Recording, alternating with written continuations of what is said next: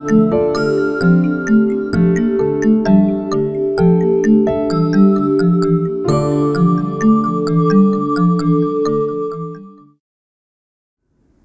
with most plastic model kit companies, aircraft played an important part in the Aurora lineup.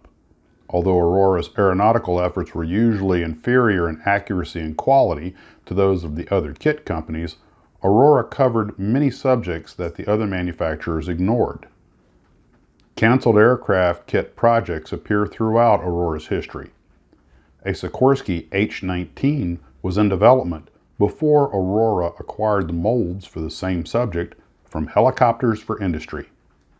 A Grumman Avenger and a 1/48 scale F-4U Corsair were planned additions to the World War II range, and decals for the Corsair were actually printed. Other cancellations from the late 50s and early 60s were an F-84F in Thunderbird markings and a History of Aviation made up of 24 various scale aircraft miniatures on a common base. Aurora's series of large-size, screw-together aircraft kits were the type of item that consumers either fell in love with or totally hated. The kits were, of course, a static conversion of gas-powered flying models from the late 50s. The off-modeled Spitfire and ME-109 were canceled Aurora flying models, but the ME-109 died twice because the unused pattern for the flying model was altered into screwdriver configuration, and then it was canceled again. In 1969, Aurora released 4 civil aircraft in 1/72nd scale, a Cessna Skymaster, a Piper Aztec, and a Piper Cherokee at 70 cents each, and the Jet Commander at $1. This selection of kits must have struck many modelers and retailers as being odd in several respects. It was definitely unusual for a kit manufacturer to release a series of 4 kits made up of 3 at one price and the 4th at a different price. There was an inconsistency in that the box tops featured photos of the real aircraft in the latest color schemes, while the decals provided were markings that were a few years old. And why the Jet Commander instead of the better-known Learjet? Well, the original series was to include the Learjet, as well as a Cessna Skylane.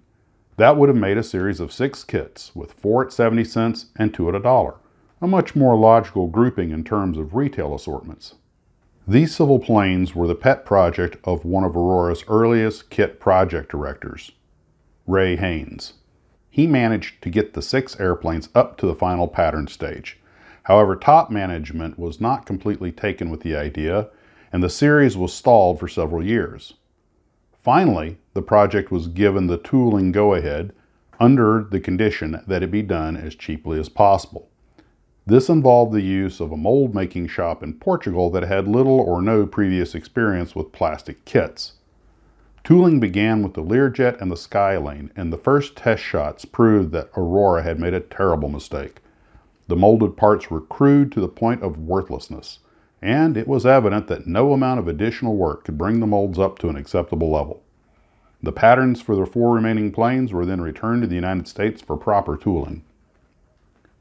To save some cost, photos supplied by the aircraft manufacturers were used for box art, but decal drawings prepared years earlier were not updated.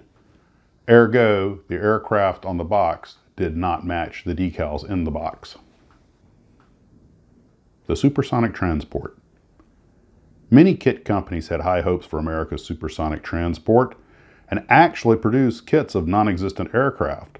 Aurora almost did the same with the Boeing 2707 in both its swing wing and later fixed wing configurations. The Anglo-French Concorde was also considered as an Aurora kit subject, but never got beyond the talk stage. When Aurora asked BAC Sud Aviation for reference material to design the kit, the aircraft manufacturer told the kit company that they would need a license to produce a miniature Concorde and would have to pay a royalty. So much for the Concorde. I wonder if any of the companies that did produce Concorde kits actually paid to do so. Tune in next time for another episode of the Aurora Files.